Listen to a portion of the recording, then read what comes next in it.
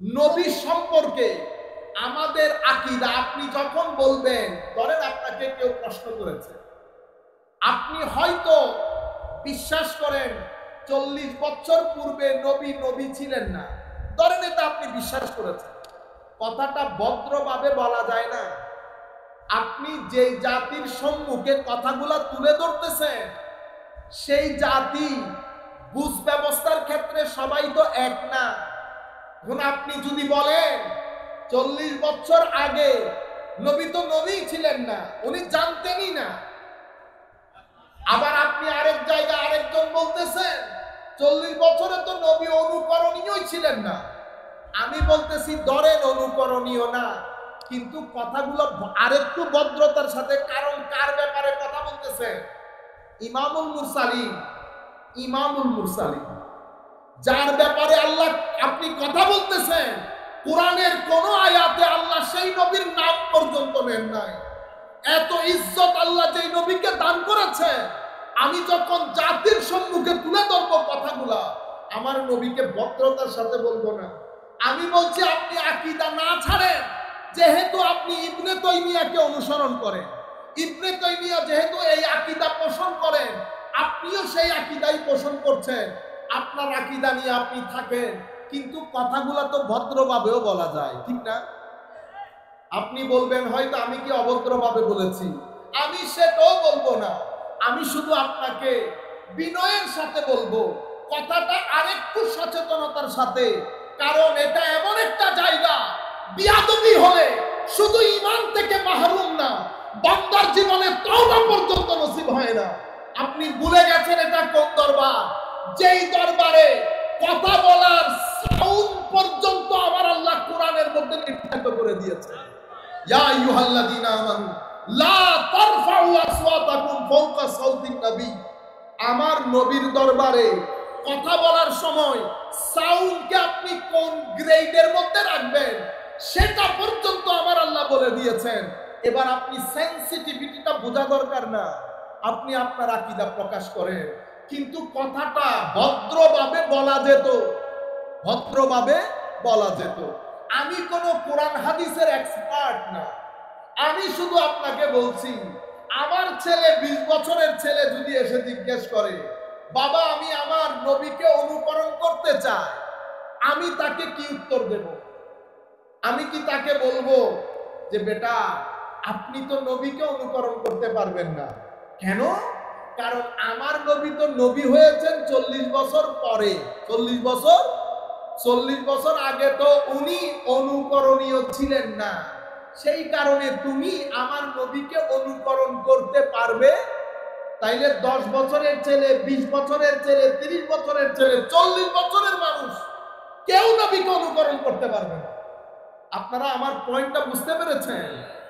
মানে জীবনের 3টা ধাপ, শিশুকাল, যৌবনকাল, বৃদ্ধকাল।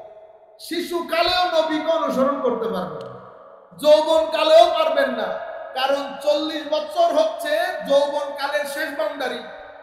এরপরে তো আপনি সূর্যাস্ত শুরু হয়ে যায়। তো আপনি আপনার জীবনের 2 ভাগের মধ্যে তো নবীকে অনুকরণীয় করতে পারতেছেন, কারণ নবী 40 বছর পরে ইমামুল মুরসালিন, যাকে আমার আল্লাহ রূহ জগতের মধ্যে নবী বলেছেন, কি বলেছেন? ওয়াইজ আখাযাল্লাহু মিসাকান নবিয়্যিন বলেন নাই? স্মরণ করুন সেই সময়ের কথা যখন আখাযাল্লাহ আল্লাহ গ্রহণ করেছেন মিসাকান নবিয়্যিন, নবীদের ওয়াদা। কোথায়? রূহ জগতের মধ্যে। আমার নবী রূহ জগতের মধ্যে নবী, রূহ জগতের মধ্যে নবী। মায়ের পেটে যখন এসেছেন অন্যান্যদের মতো আসেন নাই, মায়ের পেট থেকে যখন বের হয়েছেন অন্যান্যদের মতো বের হন নাই। খদিজাতুল কুবরা বলেছেন কিসরা কাইসারের রাজপ্রাসাদ পর্যন্ত আমার পেট থেকে বের হওয়া সন্তানের নূর দিয়ে আমি কিসরা কাইসারের রাজপ্রাসাদ পর্যন্ত দেখতে পেয়েছি। আমার নবী দুনিয়া থেকে আসাটাও আমাদের মতো না। আবার আমার নবী এখনো নবুয়ত প্রকাশ হয় নাই, আপনার দৃষ্টিতে নবুয়ত পান নাই, আমার দৃষ্টিতে প্রকাশ হয় নাই। আপনি আপনারটা নিয়ে থাকেন, আমাকে আমারটা নিয়ে থাকতে দেন। কারণ আপনি আমি আমার জায়গার মধ্যে হাদিসের দলিল আছে, তবু আমি আপনাকে বলছি আপনি আপনারটা নিয়ে থাকেন। বিনয়ের সাথে যেটা বলবো, বাইরে বক্তব্য দেওয়ার সময় যদি আমার নবীর কথা আসে, আল্লাহর ওয়াস্তে ইজ্জতের বিষয়টা পরিপূর্ণ মাথায় রাখবেন। আল্লাহর ওয়ালিদের ইজ্জতের বিষয় মাথায় রাখবেন, কারণ এটা অনেক সেনসিটিভ। আমার নবী ঈমানের জায়গা, আল্লাহর ওয়ালিরা হেদায়েতের আলামতের জায়গা। এখানে গেলে ঈমান যাবে, এখানে আসলে হেদায়েত যাবে। আপনারা বুঝতে পেরেছেন? সুতরাং কারণ এমন একটা প্রজন্ম আমাদের সম্মুখে যারা আদবে বিশ্বাসী না, মা বাবাকে সম্মান করে, বড়দেরকে সম্মান করে, কথায় কথায় দাঁড়িয়ে যায়। কারণ সোসাইটি যখন ম্যাটেরিয়াল হয়ে যায়, সেই সোসাইটির মধ্যে ইমোশন থাকে না, লাভ থাকে না, পারস্পরিক মমত্ববোধ, শ্রদ্ধাবোধ, সম্পর্ক, সহানুভূতি এগুলা থাকে না। এমন সোসাইটির মধ্যে আপনি যখন আমার নবীর ব্যাপারে কথা বলবেন, আপনি যে আকীদাই পোষণ করেন, আপনার আকীদা আপনি ঘরে রাখেন, কিন্তু আমার নবীর ব্যাপারে কথা বলার সময় আপনি অনেক আদবের সাথে বলতে হবে না। এটা যদি না করেন, আমি হই আর আপনি হন, কেউ তো ঈমানের গণ্ডির মধ্যে থাকবে না। কেন? কারণ তাজিমে মুস্তাফা, আজমতে মুস্তাফা, এটা আমার নবীর প্রতি করার জন্য আল্লাহর নির্দেশ। সালাত কি পড়ি আমরা? সালাত। আমরা নামাজ বলি না এখন আর। সালাত আরবির মধ্যে মাদ্রাসার ছেলেদেরকে বলবো, আপনারা মিনিমাম 2-3 দিনের একটা গবেষণা করেন সালাত শব্দের উপর। লিসানুল আরব খুলবেন, লিসানুল আরব মাদ্রাসার লাইব্রেরির মধ্যে আছে, মুনজেদ খুলবেন, আরো আরবি ডিকশনারি খুলে দেখবেন সালাত শব্দের মূল শব্দ কি, এটার অর্থ কি, কেন সালাতকে সালাত বলা হয় জানতে হবে না?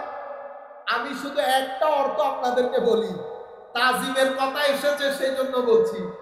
অনেক আগে পড়েছি লিসানুল আরবের মধ্যে, লিসানুল আরব বিশ্ববিখ্যাত অভিধানের বই, আরবির মধ্যে 15 থেকে 17 খণ্ড, আমার কাছে যেটা আছে সেটা প্রায় 16 খণ্ডে।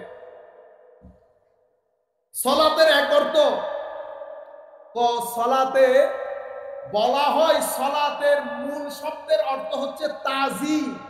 কি জিনিস? তাজিম। তাজিম মানে সম্মান করা। কিন্তু আপনি যখন বাংলাতে সম্মান বলেন, অর্থ বুঝে আসে না। আমি যদি ছেলে একটা বলতেছে হুজুর সম্মান করতে হবে, আল্লাহ বলেন তো দেখি সম্মান কাকে বলে? কারণ শব্দের মধ্যে অর্থটা ক্লিয়ার না। কিন্তু আপনি যদি সেটাকে আরবির মধ্যে বলেন তো অর্থ বুঝতে পারবেন। আরবির মধ্যে কি? তাজিম। আজ্জামা ইউআজ্জিমু তাজিম। তো আজ্জামা ইউআজ্জিমু তাজিম মানে বরত্বের বহিঃপ্রকাশ করা। কিসের? মহানত্বে, বরত্বে, বিরাটত্বে। তাইলে সালাতকে সালাত বলা হয় কেন? তো কারণ সালাতে রুকু বলেন, সিজদা বলেন, কিয়াম বলেন, প্রত্যেক জায়গার মধ্যে আমার আল্লাহর মহানত্বের বহিঃপ্রকাশ ঘটে।